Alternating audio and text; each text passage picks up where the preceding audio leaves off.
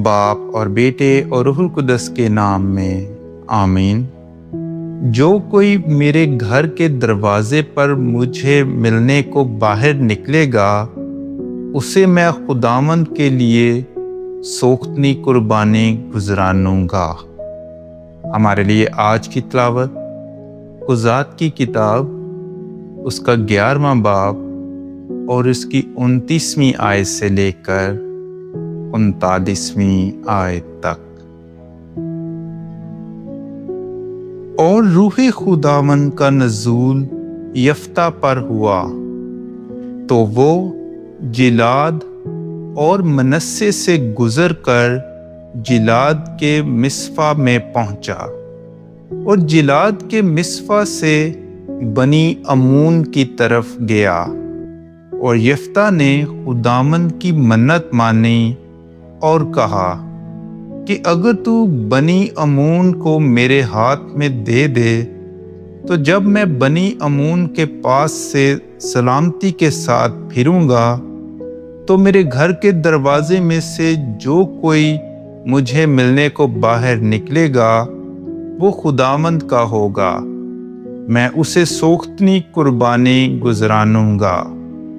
चुनाचे यफ्ता बनी अमून की तरफ पार उतरा कि उनसे लड़ाई करे, तो खुदावंद ने उन्हें उसके हाथों में हवाला कर दिया।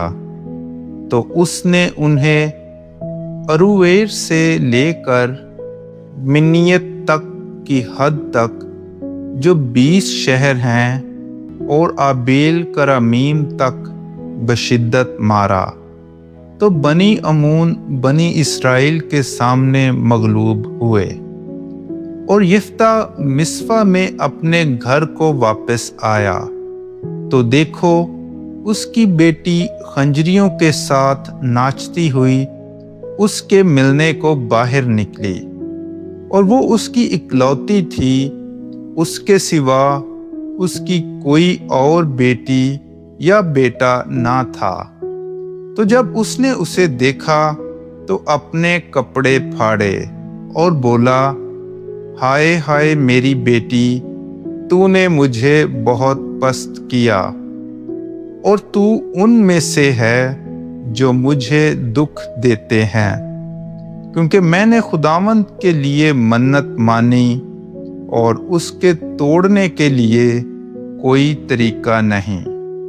तो वो उससे कहने लगी कि ऐ मेरे बाप, अगर तूने खुदावंद के लिए मन्नत मानी है, तो जो कुछ तेरे मुंह से निकला तू उसके मुताबिक मेरे साथ अमल में ला, क्योंकि खुदावंद ने तेरे दुश्मनों बनी अमून से तेरा इंतकाम लिया है।